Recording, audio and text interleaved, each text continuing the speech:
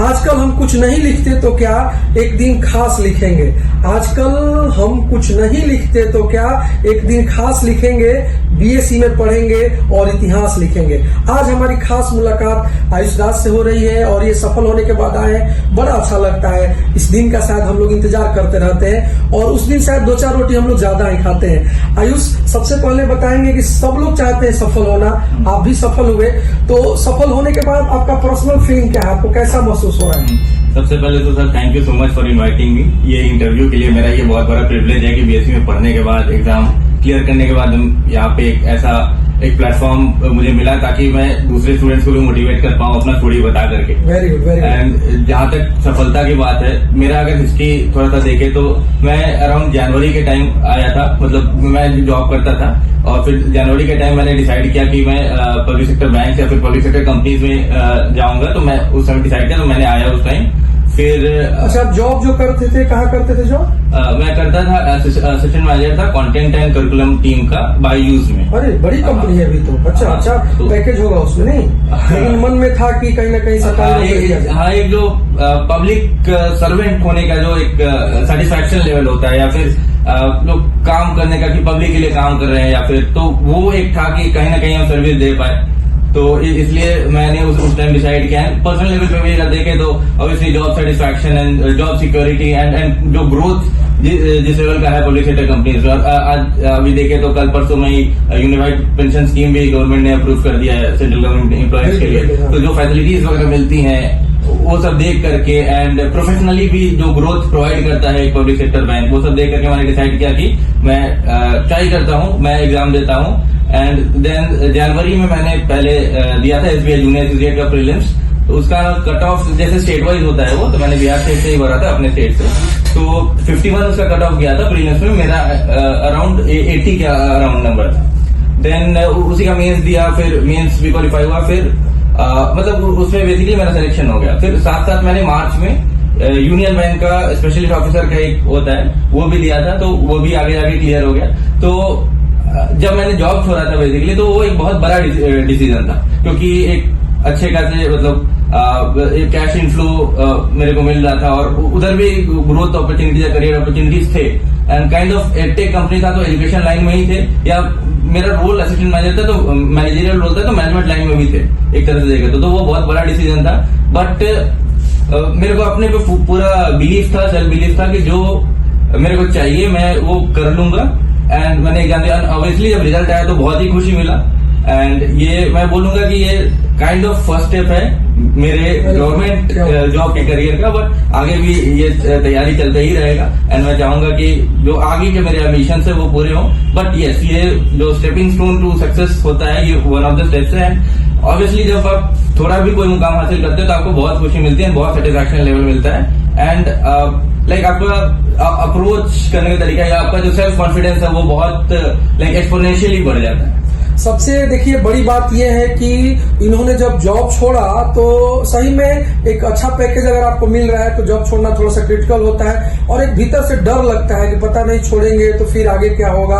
और इस एज में जब बच्चे रहते हैं तो सारा डिसीजन उन्हीं का नहीं होता है, उनके मम्मी पापा का भी डिसीजन उनके साथ जुड़ा रहता है। तो ऐसे कंडीशन में अगर आपके पास कॉन्फिडेंस है और आपको लगेगा कि नहीं हम अच्छा कर सकते हैं, तभी आप इस तरह के मोड़ पे इस तरह का डिसीजन लेंगे, नहीं हम जॉब छोड़ करके और कुछ अच्छा करेंगे। और अगर आप if you believe in your self anything is possible, अगर आप खुद में विश्वास करते हैं तो कुछ भी कर सकते हैं। वीर जो होते हैं ना वो हारते नहीं, 100 बार अभ्यास करते हैं और एक बार हार भी गए तो क्या कई बार और प्रयास करते हैं, आगे बढ़ते जाते हैं। तो बहुत अच्छा लगा कि देखिए इन्होंने जॉब छोड़ा और फिर एक अच्छे जॉब की तलाश में आए, बीएससी के साथ जुड़े, जॉब को पाया। और सबसे खास बात यह है कि अभी ये रुकना नहीं चाहते हैं, इनका और भी बहुत सारा प्लानिंग है और स्टेप बाय स्टेप अगर ये मेहनत करते रहे तो सफलता इनके साथ जुड़ती रहेगी। क्योंकि मैं बार बार बोलता हूं कि सफलता किसी के बाप की जागीर नहीं होती है, आज इनकी है, आप मेहनत करेंगे कल आपकी भी होगी। मैं लास्ट में ये आपसे जानना चाहूंगा कि आप बीएससी के साथ जुड़े और करीब करीब आपने अपना कोर्स कंप्लीट कर लिया और जैसे ही ये हमको बहुत अच्छा लगा कि आपका कोर्स इधर कंप्लीट हुआ, इधर आपको रिजल्ट आया है ना, तो ये आपने हम लोग को वेट नहीं करा, इसके लिए आपको फिर से बहुत बहुत थैंक यू। तो आप ये बताइए कि बीएससी में आप जुड़े तो यहाँ का जो पढ़ाने का तरीका है, जो मैनेजमेंट है, या हम लोग का जो स्टडी मटेरियल्स है, इसके बारे में ऑनेस्टली आपका जो पर्सनल राय है वो क्या है, बताएं आप। पढ़ाने का तरीका अगर हम जैसे मैं सब्जेक्ट वाइज चलूँ तो रीजनिंग के जो यहाँ के टीचर है वो एक्चुअली बहुत लाइक सब्जेक्ट मैटर एक्सपर्ट बहुत है वो, क्योंकि इवन की मेंस लेवल के क्वेश्चन बाकी कोचिंग वगैरह में अगर हम देखेंगे ऑफलाइन कोचिंग में तो मेंस लेवल के क्वेश्चंस नहीं होते हैं, प्रीलिम्स लेवल तक या फिर नॉर्मल थ्योरी बता करके जोड़ दिया जाता है। सेकंड, अगर हम लोग इंग्लिश पढ़ाते हैं तो ऑब्वियसली सर हम लोग इंग्लिश पढ़ाते हैं, होम सर, एंड सर का भी ग्राफ जो ग्रामर पोर्शन पे है वो बहुत अच्छा है।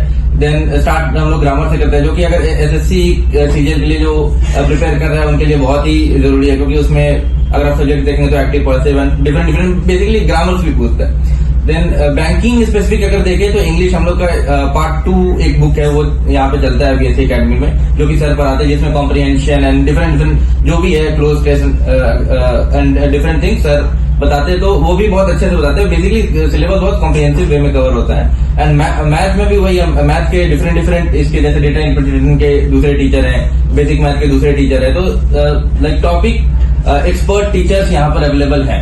एंड अगर आप करंट अफेयर्स की क्लास करना चाहते हैं तो हर वीकेंड पे वो होता है। इवन कि आप एसएससी सीजीएल के बेसिक साइंस जैसे बायोलॉजी, फिजिक्स, केमिस्ट्री, वो सब के भी क्लास यहाँ होते हैं, पॉलिटी एंड तो बेसिकली ओवरऑल सारा सब्जेक्ट यहाँ पे कवर्ड है, from SSC CGL to banking, general banking examination. But एक चीज हम ऐड करना चाहेंगे कि यहाँ पे बेसिक एंड एवरीथिंग सब कुछ हो जाता है, but at the end student क्या उसको सीख करके कितना समझ करके उसको एग्जाम में अप्लाई करता है वो मैटर करता है, क्योंकि at the end exam oriented तैयारी जो है उसी से रिजल्ट आता है। बिल्कुल, देखिए ये सबसे खास बात है कि क्लास में सारे बच्चे पढ़ते हैं और कोई एक ही बच्चा फर्स्ट आता है। ऐसा क्यों होता है? क्योंकि इसका इंटरेस्ट लेवल भी बहुत बड़ा रहता है। ठीक है, तो कहने का मतलब ये है कि आप अगर तैयारी करते हैं तो आप अपने ब्लेमिंग मोड में नहीं रहिए, आप हमेशा वर्किंग मोड में रहिए। आपको हमेशा वर्किंग मोड में रहना चाहिए कि हमको पढ़ना है, अच्छे से पढ़ना है, रिजल्ट देना है, और आंखों में एक सपना चाहिए, आंखों में एक जुनून चाहिए। आखिरी बात मैं करना चाहूंगा आयुष के साथ कि आज की जो युवा पीढ़ी है, जो नए एक्सपीरियंस है, युवा पीढ़ी बहुत काम करते हैं, लेकिन मैं बोलूंगा उनके लिए जो बैंकिंग, एसएससी, रेलवे की तैयारी करते हैं, तो तैयारी करना तो कोई शॉर्टकट है नहीं, एक समय तो लंबा समय लग ही जाता है। लेकिन आप लास्ट में जाते जाते एक बात बताएं कि बच्चे किस तरह का डिवोशन, डेडिकेशन पढ़ाई के प्रति रखें, मतलब किस तरीके से तैयारी करें कि उनको बोझ भी नहीं लगे। ऐसा कुछ आपने जो गेन किया अपना पर्सनल फीलिंग बच्चों को बताइए थोड़ा सा। तो जैसे मैंने ऑब्जर्व किया है, मैंने जैसे बीटेक लेवल पे भी कॉम्पिटिटिव एग्जाम दिया था या फिर अभी भी दिया है, तो जो मेन चीज होता है 2-3 चीज होता है। पहला तो सेल्फ बिलीफ एंड दूसरा एक स्टेबल माइंडसेट। तो ये दोनों रखना सबसे पहले तो बहुत ज्यादा जरूरी है कोई भी कॉम्पिटिटिव एग्जाम निकालने के लिए। नहीं, अगर स्टेबल माइंडसेट उस टाइम पे नहीं है तो फिर आप कितना भी पढ़ लो, आप एग्जाम में जाके नर्वस हो जाओगे एंड वो आप क्वेश्चन मार्क कर ही नहीं पाओगे, वो बना ही नहीं पाओगे वहां पे। तो ये 2 चीज तो सबसे पहले आप लाओ कि अपने आप पे बिलीव कि मैं कुछ भी कर सकता हूँ, कैसे भी कर सकता हूँ, मैं करके रहूंगा। चलिए, हमारी शुभकामनाएं आपके साथ है, आप भविष्य में और अच्छा करें। जय हिंद, जय भारत।